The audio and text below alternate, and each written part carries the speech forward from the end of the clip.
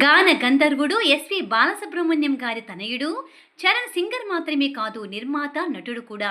ఈయన ప్రధాన పాత్రలో నటించిన తాజా చిత్రం లైఫ్. Love your father. తండ్రిపై ప్రేమతో చరణ్ తన పేరుని ఎస్పీవి చరణ్గా మార్చుకున్నాడు. తాజాగా ఈయన ఓ ఇంటర్వ్యూలో తన వ్యక్తిగత విషయాలను పంచుకున్నాడు. చరణ్ మాట్లాడుతూ, నా జీవితంలో గెలుపు ఓటమి రెండూ చూశాను.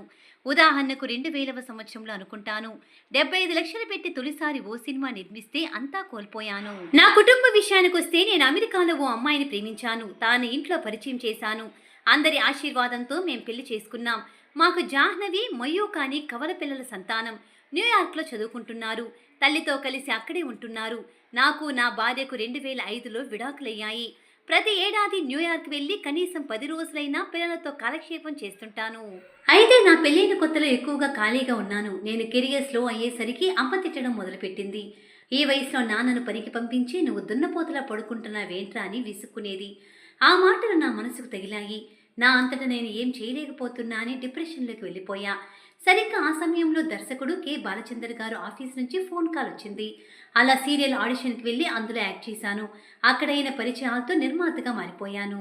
నిజానికి నేను చదువుకునే రోజుల్లోనే హీరోగా ఛాన్స్ వచ్చింది. అది ఎలాగంటే, అజిత్తో నేను బెస్ట్ ఫ్రెండ్స్. 5-6 ఏళ్ల పాటు కలిసి చదువుకున్నాం. తర్వాత నేను ఉన్నత చదువుల కోసం అమెరికా వెళ్ళిపోయాను. సరిగ్గా అప్పుడే డైరెక్టర్ వాసంత్ ఆసే సినిమా కోసం మా నాన్నను సంప్రదించాడు. నా చదువు పాడు చేయడం ఇష్టం లేక నాన్న నా స్నేహితుడు అజిత్ పేరు సూచించాడు.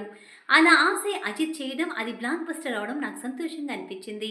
మేము కనిపిస్తే మాట్లాడుకుంటాం తప్ప పెద్దగా టచ్లో లేమని ఎస్పీవి చరణ్ చెప్పుకొచ్చాడు.